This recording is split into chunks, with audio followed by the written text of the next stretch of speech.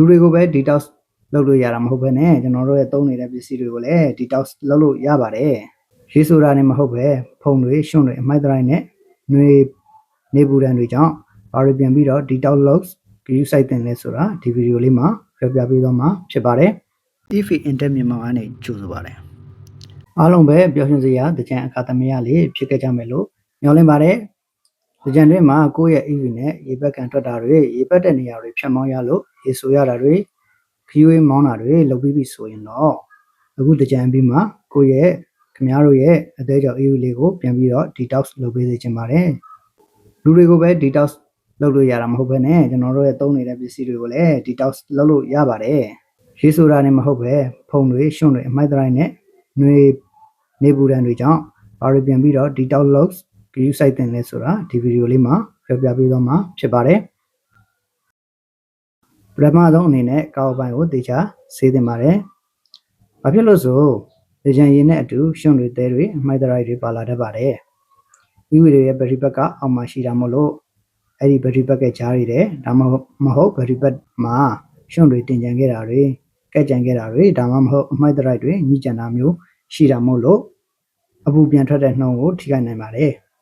ဒါကြောင့်အပိုင်းကိုရေပြင်းအသင့်တင်နဲ့စနစ်တကျဆေးကြောတင်ပါတယ် high pressure နဲ့တော့ထိုးပြီးတော့မဆေးတင်ပါဘူးတကြံတွင်မှာကားတွေကိုရေဆိုကြီးနဲ့ဝင်လိုက်ထွက်လိုက်လောက်တာမျိုးတွေရှိနိုင်ပါတယ်ကားထဲမှာရေစက်တွေကျန်ပြီးတော့စူထန်တိုင်းကြီးဖြစ်နေနိုင်ပါတယ်အဲဒီတော့အနံ့ဆိုးတွေထွက်အောင်လို့အဲကွန်ကိုဟီတာမှုပေါ့နော်ဟီတာမှုမှာ15မိနစ်လောက်ထားပေးပါအဲ့ဒါဆိုလို့ရှိရင်တော့ကျွန်တော်တို့ဒီကားရဲ့ထိုင်ကုန်တွေကြားတဲ့တချို့အစိပ်ပိုင်းတွေကြားထဲမှာရှိနေတဲ့အဆူဓာတ်တွေကထွက်သွားမှာမဟုတ်လို့စူထန်တဲ့အနံ့ဓာတ်တွေပျောက်သွားနိုင်ပါတယ်ချာဂျင်ဘော့ကိုရေဝင်ခဲ့တာရှိမရှိစစ်ပါ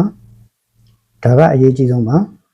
အဆိုရက်ရှိနေလို့ရှိရင် short circuit ဖြစ်တတ်တယ်လို့ charging error တွေတက်ပါတယ်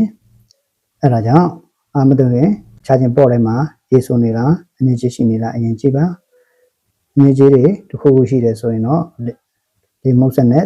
တန်ရှင်းအောင်လုပ်ပေးပါရေဆိုနေရင်တော့လေမုတ်ဆက်လေဆုပ်ဆက်ဒါမှမဟုတ်အဝေးချောင်းနဲ့တေချောင်းလုပ်ပါပြီးတော့မှ charging သွင်းတဲ့ကိစ္စကိုဆက်ပြီးတော့လုပ်စေချင်ပါတယ်တကြံတွင်မှာရေချောက်သွားတဲ့အခါရေနဲ့အတူပါလာတဲ့ပုံတွေသဲတွေအမှုံမွားတွေကကားမှာကြံတတ်ပါတယ်အဲ့ဒီအမှုံမွားတွေကကားရဲ့ ultrasonic sensor တွေနဲ့ကင်မရာမြင်ကွင်းတွေကိုပိတ်စေတတ်ပါတယ်အဲ့ဒါကြောင့် blind spot လိုမျိုး safety feature တွေလုံးမလို့တော့တာမျိုးမဖြစ်ရအောင်ပြောင်းအောင်လုပ်ပေးဖို့လိုပါတယ်တကယ်လို့အသင်ကကားရေဆေးကုန်တင်ပစ်တယ်ဆိုရင်တော့ဒါတွေပါလိုက်ရှင်းသွားမှာမဟုတ်တူတလေတော့လုပ်เสียမလိုတော့ပါဘူး EV တွေက regenerative braking သုံးမှများတဲ့အတွက်ရေဆိုပြီးတဲ့နောက်မှာ brake disc တွေမှာတန်ကြီးတွေအနည်းငယ်တက်နိုင်ပါတယ်ကားကိုဖြည်းဖြည်းချင်းမောင်းမယ် brake ကိုနင်းမယ်ဖြည်းဖြည်းချင်းမောင်းမယ် brake ကိုနင်းမယ်ဒီလိုပုံစံမျိုးနဲ့ဖြည်းဖြည်းပြန်ပြီးတော့ပြောင်းသွားပါလိမ့်မယ်နောက်ပြီးခီးရှည်ထွက်တဲ့သူဆိုတာယာတန်ဆူတာတွေလင်းခွဲဆိုင်နေတာမျိုးတွေတာယာသားတွေပြတာမျိုးရှိမရှိစစ်ဖို့လိုပါတယ်ဘာကြောင့်လဲဆိုတော့လမ်းပေါ်ကများစွာသောအမျိုးမျိုးသောစွန့်ပစ်ပစ္စည်းတွေကြောင့်တာယာထိခိုက်နိုင်ပါတယ်နောက်တစ်ခုကဧပြီလကအရန်ပူတာကြောင့်တာယာလေးပေါင်းထိုးတက်နိုင်ပါတယ်အဲဒါကြောင့်လေးပေါင်းချင်းအတက်ကြတတိထားပြီးတော့ကြည်ပါလေးပေါင်းချင်းမှန်ကိုလည်းအမြဲစစ်ဖို့လိုပါလိမ့်မယ်ဒီအချက်လေးတွေကိုဘူးစိုက်မယ်ဆိုရင်အသင်ရဲ့ EV ကတကြံပြီးပုံမှန် daily use ပြန်သုံးတဲ့အခါမှာလည်းလမ်းဆန်းနေတဲ့ကားအဖြစ်ဆက်ရှိနေမှာပါသင်ကခီးကပြင်လာပြီးနောက်ပိုင်းမှာသင်ကားမှာပုံမှန်မဟုတ်တဲ့လက္ခဏာမျိုးတွေwarning sign တွေပြတာတွေဆန်လာပိုင်းအထီးကရှိတာမျိုးဆိုရင်တော့ service center ကိုဆက်သွယ်အကြောင်းကြားထားသင့်ပါတယ်။ညတို့ရောတကြံတွေမှာကိုယ့်ရဲ့ EV မှာဘာ error တွေပြခဲ့လဲ charging station မှာအသွင်းရတာရောအဆင်ပြေခဲ့ရလားဒါမှမဟုတ်ထူးထူးခြားခြားကြုံလာလေးတွေရှိရင်လည်း comment မှာဝင်ရောက်ဆွေးနွေးပေးကြလို့ရပါတယ်။အားလုံးပဲနှစ်သက်မှာကံကောင်းကြပြီးတော့ဝင်ငွေတွေအမြဲတမ်းရှင်လန်းနိုင်ပါစေလို့ဆုတောင်းလိုက်ပါတယ်